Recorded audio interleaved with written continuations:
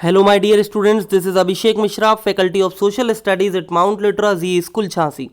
So, this is my second video for class 9th Political Science chapter number 1, that is, what is democracy and why democracy. In my last video, we had seen the case study of some countries like China, Mexico, and Pakistan, and there we had studied about the filthy practices that was carried by some political leaders, and based on those practices we conclude that now these countries cannot be called as democratic one. So here we are going to start our new topic, that is one person, one vote and one value.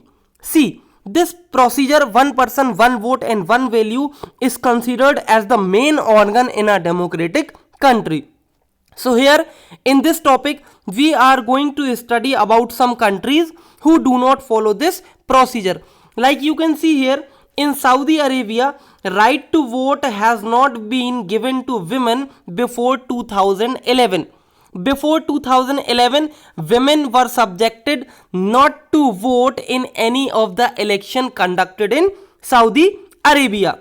Second country is there, that is Estonia. Estonia has made its citizenship rules in such a way that people belonging to Russian minority find it difficult to get the right to vote. So the people, those who are from Russia and residing in Estonia, they found it very difficult to vote in any of the election in Estonia. So as in Fiji, the country Fiji, which is in a small island, so here all the Indians, those who are living, they do not have the value of their vote more than an indigenous Fijian. An indigenous Fijian means those who are the inhabitants, those who are the real inhabitants of Fiji. So they have their value more than that of Indian Fijian.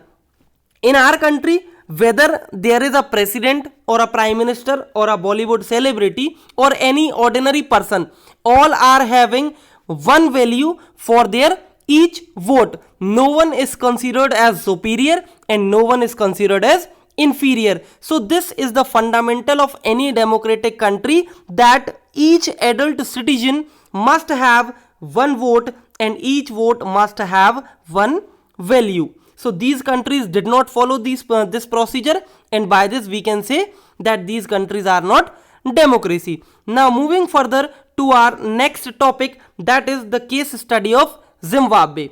Zimbabwe got independence from white minority rule in 1980, and since then it was ruled by a party named as ZANU PF, ZANU PF, Zimbabwe African National Union Patriotic Front. So that was the party who played a major role in their freedom struggle, and just after the independence of Zimbabwe, the leader of this party, Robert Mugabe, became the prime minister in Zimbabwe.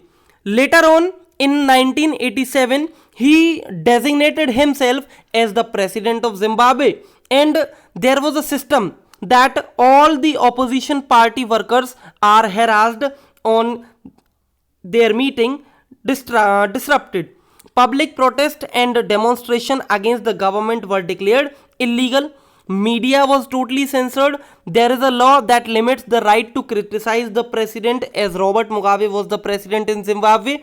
So in that country there was no one who can criticize Robert Mugabe for his despotic rule. Television and radio are controlled by the government and give only the ruling party's version. Means all the time media was favoring only the policies that were made by Robert Mugabe. They were only admiring and showing all the things that were favorable to Robert Mugabe. There are independent newspapers, but the government harasses those journalists who gave their verdict against Robert Mugabe. The government has ignored some court judgments that went against it and has pressurized judges also. See, in our country like India, the judiciary is single and integrated and totally free to give any verdict against any of the political leader or against any ordinary citizen, but it was not so in Zimbabwe. The example of Zimbabwe shows that popular approval of the ruler is necessary in a democracy, but it is not sufficient. Popular governments can be undemocratic, popular leaders can be autocratic. If we wish to assess a democracy, it is important to look at the elections. See, Congress has also played a major role in the freedom struggle of our country and made their government also after independence, but they did not become autocratic ruler. They did not establish a dictatorship in our country. But sometimes some popular leaders or some popular governments turned themselves into an autocratic one, and this happened in Zimbabwe also.